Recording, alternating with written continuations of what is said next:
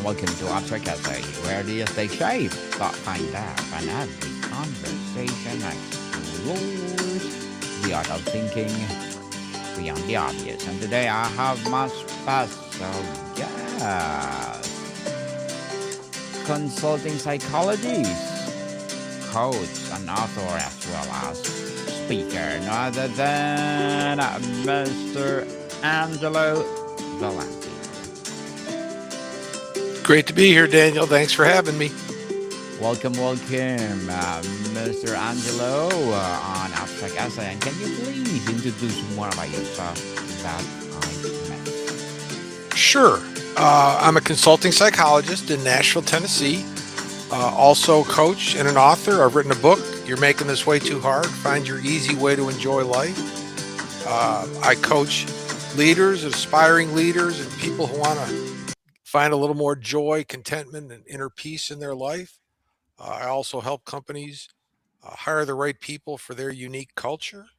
Um, and that's I've been doing it for the last 43 years, and I love it just as much as the day I started. Yes, and thank you so much for sharing your knowledge and wisdom to the world, Mr. Angelo. Thank you. And today, let's talk about something good. Well, I think this is related to your book, Find Your Easy Way to Enjoy Your Life. So tell us, the phrase easy way can sound almost taboo in a culture that celebrates hustle and struggle. How do you redefine easy in its context so it does not mean lazy or passive, but sustainable and authentic? Oh, it just means not overcomplicating your life, not thinking about things that are really irrelevant. Compare a great example of a way to overcomplicate your life is to compare yourself to other people. And there's an old saying, comparison is the thief of joy. And I believe that's accurate. I think you should try to work on being the best version of yourself, a first rate version of yourself instead of a second rate version of somebody else. When you're comparing yourself to others, you're comparing yourself to something that you think that other person is, not what that person really is. Nobody knows the struggles that other people are going through. So that you might be comparing yourself to something that's not even real. So that's one of the things you can do to make life a little bit easier. The second thing is, I think people tend to be very self-critical, and that comparison can lead to people being self-critical. And I think it's important for everybody to recognize that they have many good qualities, that they're good people, and to start saying nice things about yourself to yourself instead of tearing yourself out down all the time and focusing on what you're not instead of on what you are. Mr. Angelo, many people feel guilty for prioritizing enjoyment, as if they should always be productive. What is the first mental shift needed to give ourselves permission to truly enjoy life without that guilt?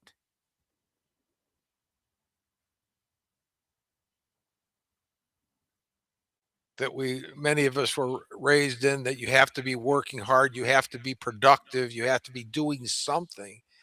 And one of the things that I coach my clients in is there are times when the best thing you can do for yourself is to do nothing. Doing nothing is actually doing something.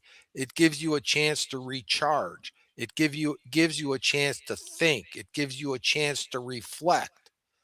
And I think if we're constantly on the move and constantly feel like we have to be doing something, whether it's productive or not, I think it's counterproductive to be so busy, and that we confuse busyness with productivity. Those two things are not the same. Some of the most productive people I know are able to accomplish more in 4 or 5 hours than other people can accomplish in 10 or 12 hours or even a couple days. So it's not how hard you're working, it's how smart you're working and how much you're taking care of the things that are really important.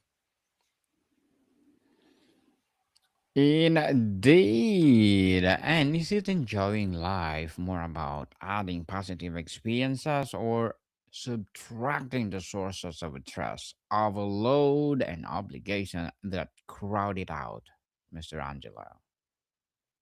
I think you really have to do both. One of the best ways to enjoy life is to get rid of the toxic people in your life. I think if you want to change the trajectory of your life, often you need to change the people that you're associating with. If you want to be around if you hang around five successful people, you'll be the sixth. If you hang around five wealthy people, you'll be the sixth. If you hang around five intelligent people, you'll be the sixth. And if you hang around five idiots, you'll be the sixth. So who you associate yourself with has a lot to do with how much you're going to enjoy or not enjoy your life. Hmm, indeed. How do yes, how do we distinguish between fleeting pleasure and deeper, more sustaining enjoyment? Is there a role for both, Mr. Angelo? A role for both. Um, you know, you're talking about the difference between happiness and joy. Happiness is a temporary state. It's based usually on external factors. The example that I use in my book is that let's say you're watching a football game and your favorite team is playing, and they start off the game, they go up by a touchdown, and you're happy, and then all of a sudden the other team comes back and scores 10 points, and then you're unhappy. Then you kick a field goal and you tie the game, then you're kind of happy, and then you go up by a touchdown and you're happy, and then you go down by a touchdown and you're unhappy, and then you tie the game at the end of the game, and then you're happy, and in the last 2 seconds the other team kicks a field goal and you lose and you're unhappy. So you're happy and unhappy 20 excuse me 25 times in one game. Joy is a feeling that's internal. It's not dependent on external factors. It's that feeling that you when you wake up in the morning and you're singing or whistling for no particular reason, or you find joy in the simple things in life. You might see a rainbow. You might pet a puppy. It could be something. It depends on the person what gives them joy, but it's usually the simple things, the simple pleasures in life can give people joy. And if you're looking for joy, you'll find it all around you. But I don't think many people spend a lot of their time looking for opportunities to feel joyful. They're searching for that happiness sugar high that lasts for a little while, but doesn't last long term. And how do we distinguish people around us that, let's say, they talk about finding your easy way? What are the some simple, almost frictionless for them, like entry point practices someone can try tomorrow to tune into what brings them genuine genuine enjoyment? The first thing they can do is start a gratitude journal. And by that, I mean every morning or every evening, write down three things that you're grateful for. And they can be very simple things. You could be grateful that you made it through another day.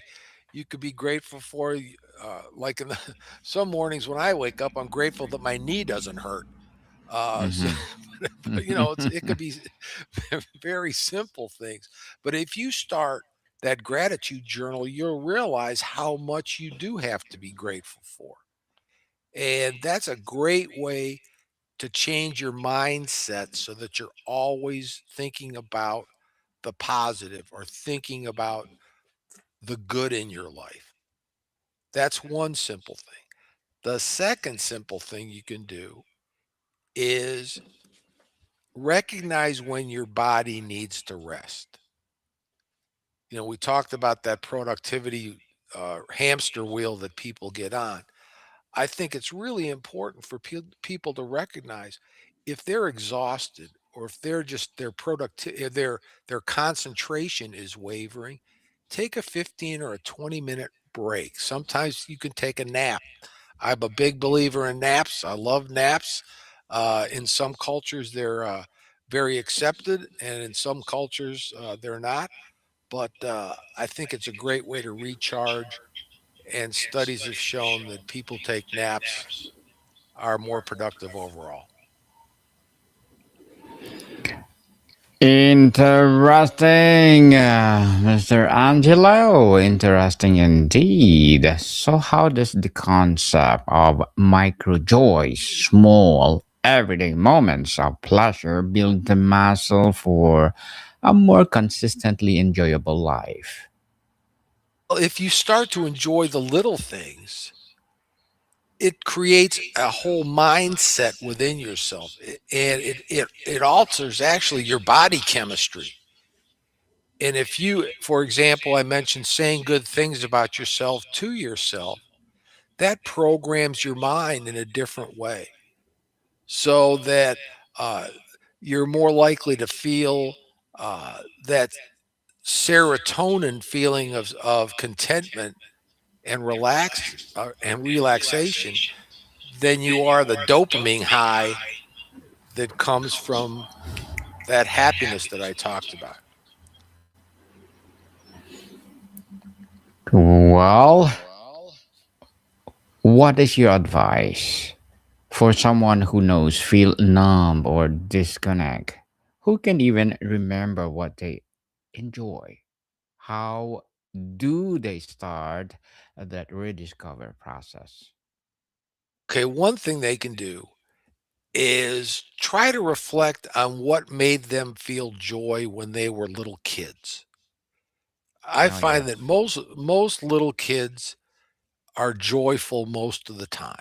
They can create a game, they can create an activity, they could be, playing in the mud gives them a great sense of joy. Climbing a tree, just running for the sheer joy of running. And if you can think back to those things that gave you joy when you were a little kid and try to recreate those in your life or the equivalent in your life now, I think, and you don't have to do it all at once. I think just taking little steps one at a time. Compliment yourself once during the day.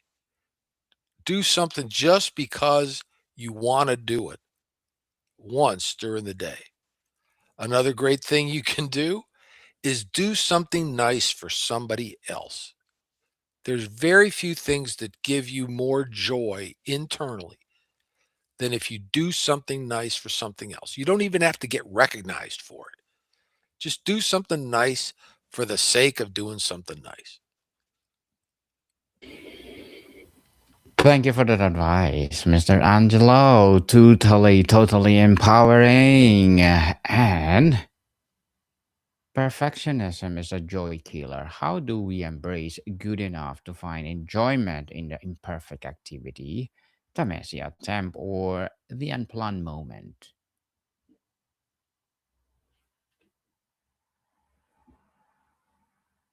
Never going to achieve it. And if you want to, in most activities, 90% is good enough. You don't have to be perfect. When I wrote my book, I tried to make that first draft. I tried to make it perfect. And then I sent it to my editor, and she she was quick to point out how imperfect it was. So, uh, so, after a couple of rewrites, I still got it to the point where I felt like I could publish it, even though I knew it wasn't perfect. But it did tell the story that I wanted to tell, and that was the important thing. And that is the important thing to do for sure. Philosophy and integration, Mr. Angelo. Does finding an easy way to enjoy life require a radical lifestyle change, or is it more about subtle but powerful reintegration of life we already have? Subtle. I don't think you need a radical change. I just think you need to fine tune some of the things that you're doing. Obviously, if you have some a debilitating illness, that's going to prevent you from doing some things that other people might be able to do. If you have an addiction to something, that's gonna inhibit your ability to do some things. So it might require more drastic steps in those cases. But for most people, all they need to do is adjust. For example, I'm a big believer in taking care of your body as best you can. All right, because that's the vessel that's carrying you through life. If you don't have your health, you don't have anything. So, what can you do? What simple things can you do to take a little bit better care of yourself? I'm not advocating running a marathon. I'm not advocating going on a strict diet. But, instead of eating a bag of potato chips, eat a half a bag of potato chips. Instead of sitting on the couch all day, take a walk for 20 minutes or 30 minutes. You'd be surprised at how quickly, let's say you take a walk and it's going to be tiring maybe the first time, but if you do it consistently for several days, it'll become part of your life, and you'll start to feel better, and that'll be reinforcing to you, and you'll want to do it more. uh, I've been taking a morning walk for the last 10 years, and the days that I can't do it for one reason or another, I really miss it. It's become part of my routine. And if you can make some of those joyful activities or some of those self-care activities part of your daily routine, you have a much better chance of sticking to those things.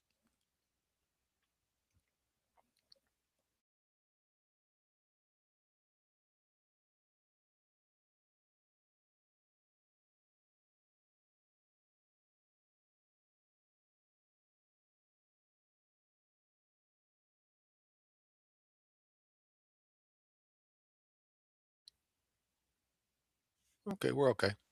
Okay, here we Okay, go. so you often hear follow your passion, Mr. Angelo. But Yes. but that can feel heavy. Is it more effective to follow your curiosity or follow what feels easy and light as a compass? I think following your curiosity actually is the easiest thing to do. Because that's your brain telling you what's interesting. And if you follow things that are interesting, then you're going to work harder to get good at it, or you're going to learn more about it. And you know, your passions can be pretty destructive sometimes. But your curiosity, well, that can also be destructive, but it's also going to feed your brain with some interesting stuff. So I think following your curiosity can lead you toward your passion. Hmm. Yes, indeed. And what is the relationship between enjoyment and meaning? Can a life focus on easy enjoyment feel truly meaningful, or do we need to integrate challenge and contribution? Well, why can't challenge and contribution be enjoyable?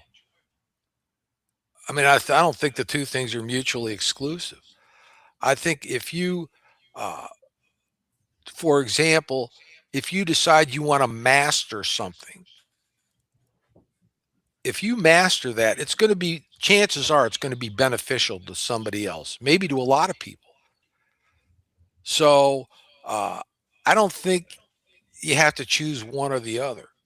I think everybody uh, is challenged in their life, and it's how you respond to those challenges that either brings you joy and contentment and inner peace, or brings you suffering and misery. And I really don't think people were put on this earth to be miserable. There are so many opportunities to find joy that I think we just have to look for them and embrace them when we find them. You don't have to be miserable.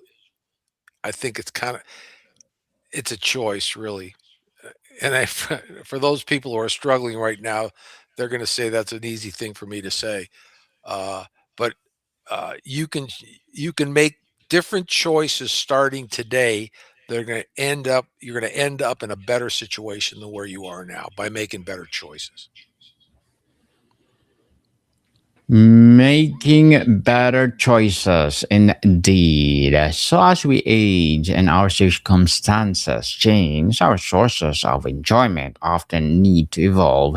How can we cultivate a flexible, adaptive approach to finding enjoyment through its life or throughout life's different chapters? The first thing you have to do is recognize that there are different chapters in your life. Everybody, I think, reinvents themselves every 7 to 10 years, whether they realize they're doing it or not. So the things that gave you satisfaction and joy 20 or 30 years ago might not now, because as you mentioned, circumstances change. But I think if you maintain that outlook of looking for joy, feeling joyful every day, you can adjust quickly to different circumstances. For example, when I was 18 years old, there's nothing I loved more than playing baseball. Well, I'm 76, and I'll tell you, there's nothing more useless than a 76-year-old who knows how to play baseball. So I've switched my passion to golf,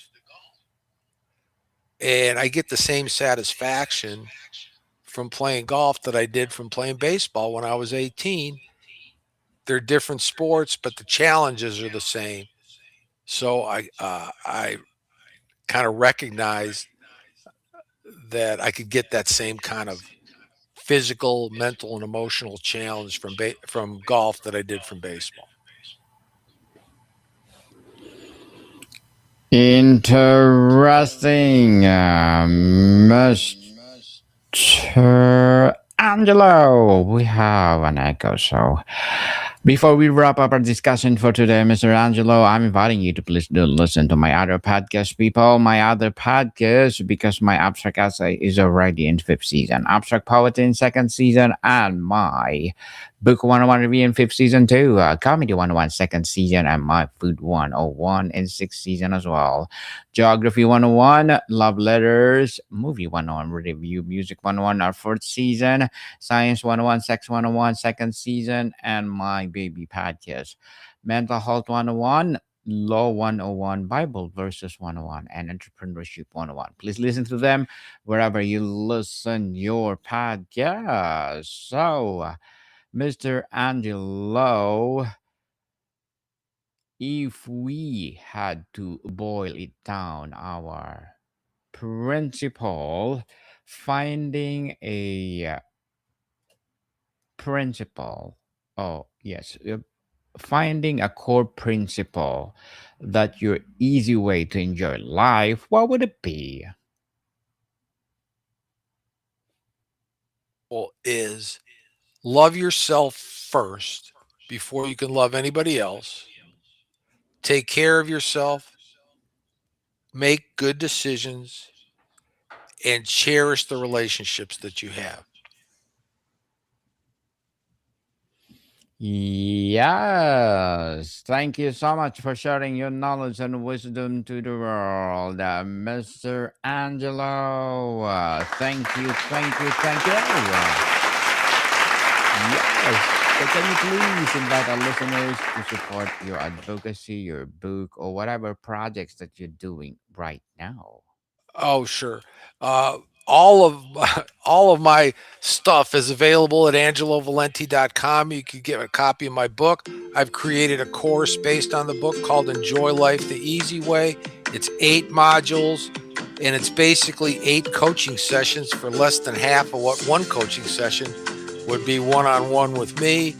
I've even created a little self-assessment that gives you an idea where you might be stuck in your life. Go to my website. You can also book a 30-minute free discovery call with me to see if you might want to work with me on a coaching basis. So I hope to hear from you. Yes, people, let's support Mr. Angelo Valenti because if you support him for sure, more and more empowering advocacy will rise. So, Mr. Angelo, thank you so much for your time. Thank you. It's been fun, as always. Bodycom people, see you soon.